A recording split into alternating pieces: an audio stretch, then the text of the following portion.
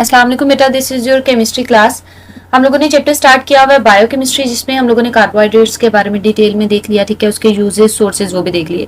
Now we are starting proteins. ये second class है या फिर आप कह सकते हैं सेकंड कंपोनेंट है फूड का।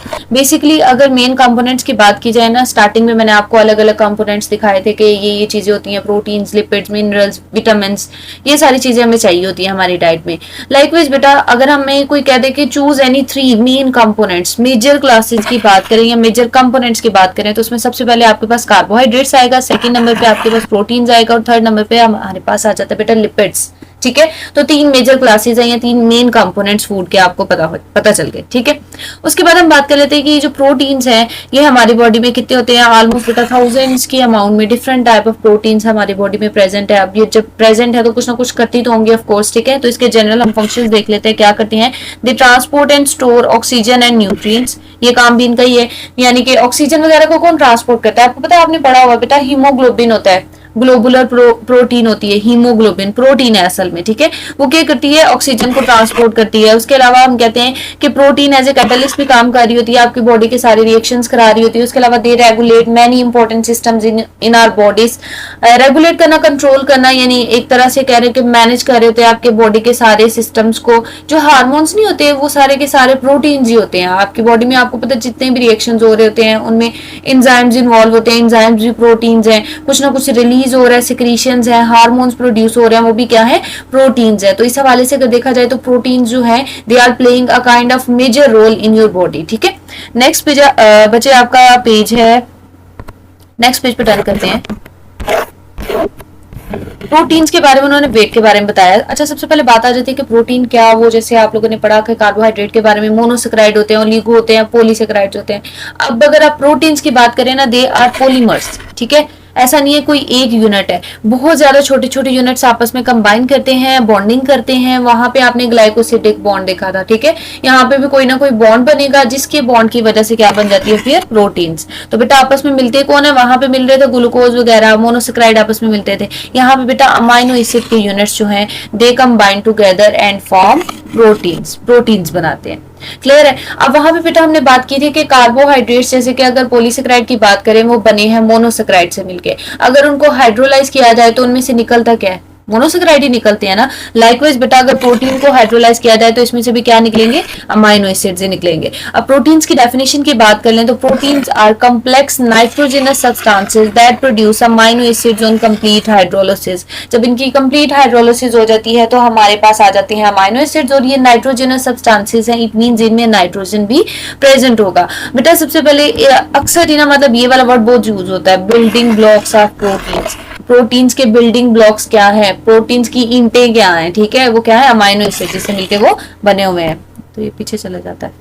ओके, तो इसीलिए अभी हम देखने लगे डिटेल में about amino acids which are the building blocks of protein. सबसे पहले बेटा हम इसका स्ट्रक्चर देख लेंगे कि अमाइनो एसिड जो है ये होता कैसा है, दिखता कैसा है। तो ये इसका जनरल स्ट्रक्चर आपके सामने है। अब इस स्ट्रक्चर में देखें बेटा, आपने गौर करना है, सेंटर में है कार्बन। ठीक है, कार्बन की वैलेंसी क्या होती है, 4 होती है ना। कार्बन का एटॉमिक नंबर 6 होता है। फर्स्ट शेल में 2 इलेक्ट्रॉन्स आ गए, सेकंड शेल में 4, इसका मतलब है ये 4 बॉन्ड बना सकता है। बेटा एक बॉन्ड ये बनाता है NH2 ग्रुप के साथ, जिसे आप अमाइनो ग्रुप कहते हो। ठीक है, ये फंक्शनल ग्रुप होता है। एक बॉन्ड बनाता है ये हाइड्रोजन के साथ, एक बॉन्ड बनाता है R के साथ, जिसे आपने कहा था अल्काइल ग्रुप। ठीक है, ये कुछ भी हो सकता है कार्बन वाला। और एक बॉन्ड बनाता है बेटा ये कार्बोक्सिलिक एसिड के साथ। अगर इसको खोल के देखा जाए, C डबल बॉन्ड OH, ऐसे भी लिख सकते हो आप। ठीक है, डायरेक्ट ये वाला बॉन्ड जो है ये भी हो सकता है, C डबल OH इकट्ठा भी लिख सकते हैं और C डबल बॉन्ड OH भी लिखा जा सकता है। तो इसके अकॉर्डिंग अगर देखा जाए तो बेटा आपके पास जो कार्बन है उसकी चारों साइड्स पे अलग अलग स्ट्रक्चर्स अटैच हैं, अलग अलग कह सकते हैं आप, फंक्शनल ग्रुप्स अटैच हैं। जब भी ऐसा होता है तो ऐसे कार्बन को कहते हैं अल्फा कार्बन। क्या कहते हैं, alpha carbon. Okay, alpha carbon इसे कह देते हैं, और उसके अलावा इसे कायरल कार्बन भी कहते हैं। फिलहाल के लिए you have to keep this thing in mind के 4 फंक्शनल ग्रुप्स अगर कार्बन के साथ अटैच हो तो उसे हम अल्फा कार्बन कहते हैं। तो अमाइनो एसिड्स की जो कार्बन होती है वो क्या होती है, अल्फा कार्बन ही होती है। बेटा आर चेन जो है ये डिफरेंट हो सकती है। आर की जगह पे ना अमाइनो एसिड के केस में हाइड्रोजन भी आ जाता है। अगर हाइड्रोजन आ जाए ना तो इस अमाइनो एसिड का नाम बन जाता है ग्लाइसिन। क्या नाम बन जाता है, ग्लाइसिन। ये अमाइनो एसिड है। ठीक है, अगर इसकी जगह पे बेटा आपके पास आ जाए ना मिथाइल ग्रुप, यानी कि CH3 आ जाए, ठीक है, तो इसे कहते हैं एलानिन। क्या कहते हैं? एलानिन। यानी स्ट्रक्चर सारे का सारा सेम रहता है, बस ये वाला ग्रुप चेंज होता रहता है। इसी तरह से अगर रिंग्स वगैरह लग जाए तो और भी बड़ी ज्यादा अमाइनो एसिड्स बन जाती हैं, तो इतने ज्यादा नाम आपको याद करने की जरूरत नहीं है।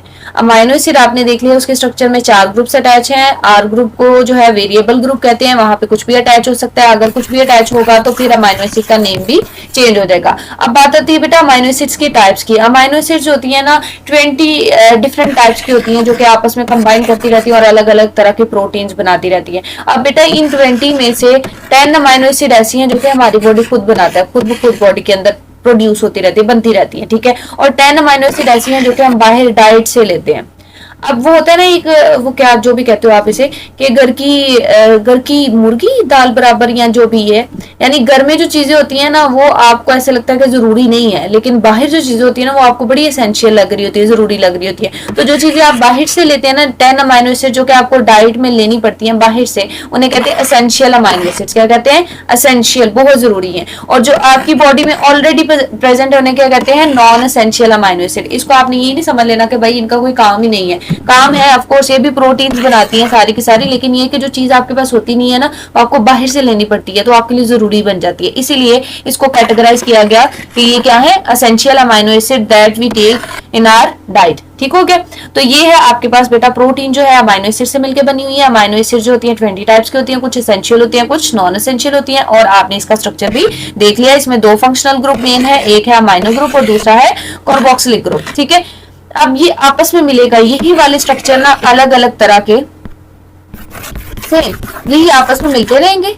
जैसे ही आपस में मिलेंगे तो फिर एक चेन बनती जाएगी। जैसे उधर देखा ना हमने ग्लूकोज मिल जाता है आपस में, ग्लूकोज जो है गैलेक्टोज मिल जाता है। इसी तरीके से बेटा यहाँ पे बहुत ध्यान से देखिएगा, हमारे पास है ये एक अमाइनो एसिड, ठीक है, ये पूरा ग्रुप मैंने आपको बताया था ना, ये जो C डबल बॉन्ड OH है इसको खुला करके भी इस तरह से खोल के भी लिख सकते हैं, ये वही लिखा हुआ है। और ये दूसरा अमाइनो एसिड है। अब इसको किस तरह से इन्होंने रखा है, अगर एक साइड पे कार्बोक्सिलिक ग्रुप है तो दूसरे का क्या है? Amino group. बेटा अमाइनो ग्रुप को भी ओपन कर लिया, NH2 था ना, एक हाइड्रोजन इधर एक हाइड्रोजन नीचे, या फिर साइड पे ऊपर भी लगा सकते हैं।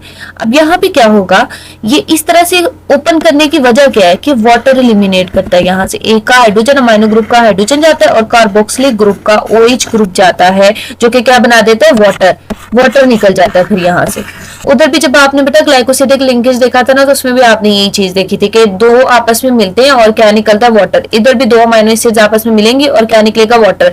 जब वाटर निकल गया है तो क्या होगा? आपस में ये जुड़ जाएंगे। ये कार्बन जो था, ये कार्बन जो आपको दिख रहा है, ये कार्बन अब डायरेक्टली किसके साथ अटैच हो गया? नाइट्रोजन के साथ। यहाँ पे देखिए बेटा कार्बन जो है it is directly getting attached with nitrogen. ये जो बॉन्ड है इट इज पेप्टाइड बॉन्ड। क्या है? Peptide bond. प्रोटीन्स के केस में अमाइनो एसिड्स आपस में मिलते हैं through a bond which is peptide bond, या फिर पेप्टाइड लिंकेज भी इसे कह देते हैं। अब 2 अमाइनो एसिड्स आपस में मिलने से इसीलिए इसे कहते हैं डाइपेप्टाइड। इधर एक और भी बेटा अमाइनो एसिड आ सकती है, वो जब अटैच हो जाएगी तो उसे क्या कह देंगे? ट्राइपेप्टाइड।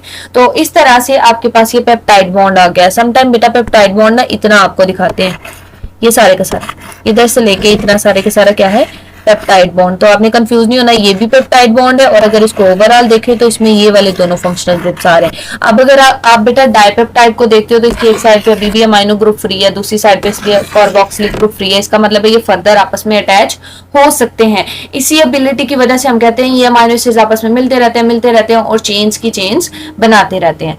यहाँ पे बेटा एक चीज आपको और बताती चलूं कि ये जो पेप्टाइड बॉन्ड है ना, ये प्रोटीन्स में होता है। क्वेश्चन ये आता होता है कि ऐसा चाहता तो नहीं क्वेश्चन, लेकिन क्वेश्चन ये माइंड में आता है कि क्या यहाँ पे बस पेप्टाइड बॉन्ड ही होता है? तो नहीं बेटा, इसमें कोई और बॉन्डिंग भी होती है। जैसे पेप्टाइड बॉन्डिंग है ना, इसी तरह से हाइड्रोजन बॉन्डिंग भी होती है इसमें। इसके अलावा बेटा डाइसल्फाइड ब्रिज या फिर डाइसल्फाइड बॉन्डिंग भी होती है। अब डाइसल्फाइड बॉन्डिंग मैम क्या होती है? डाइसल्फाइड ब्रिज क्या होता है? सम टाइम ऐसे होता है कि बेटा यहाँ पे ये जो ग्रुप्स अटैच हो रहे हैं ना आपके पास आर ग्रुप, इनमें सल्फर भी होता है। ठीक है, कुछ अमाइनो एसिड ऐसी होती हैं जिनमें क्या होता है? सल्फर। जब सल्फर आ जाता है तो फिर वो कैसी बॉन्डिंग शो कराना शुरू कर देते हैं? डाइसल्फाइड ब्रिज, यानी सल्फर के जो एलिमेंट्स हैं वो एटम्स हैं आपस में बॉन्डिंग शो कराते हैं। अब देखो जरा, ये जो प्रोटीन है ये इतनी को सीधी होती नहीं है, ना ही इतना फिर चैन मिलता है, सुकून होता है। ऐसे सीधी सी चेन नहीं बनाती जरूरी, मतलब जरूरी नहीं है सीधी चेन ही बनाएंगे, आपने पढ़ा हुआ ना प्रोटीन्स होते हैं वो ग्लोबुलर होती हैं। तो असल में क्या होता है कि ये चेन है ना सीधी सीधी, अब बनती जाएगी, जब बनेगी तो आपस में कहीं ना कहीं इंटरमिंगल तो करेगी ना कि ज्यादा इकट्ठी होते होते, जब बेटा ये इकट्ठी होती जाती है ना तो समटाइम ऐसे होता है कि इनके कोई सल्फर ग्रुप्स होते हैं ना, वो समटाइम क्या होता है कि इनके जो सल्फर ग्रुप्स है वो भी एक दूसरे के आमने सामने आ जाते हैं, इसलिए वो भी बॉन्डिंग आपस में शो करा देते हैं। तो इसे कहते हैं डाइसल्फाइड ब्रिज बनना। अच्छा, एक चीज आपको बताती चलूं बेटा, हम लोगों ने देखा था कि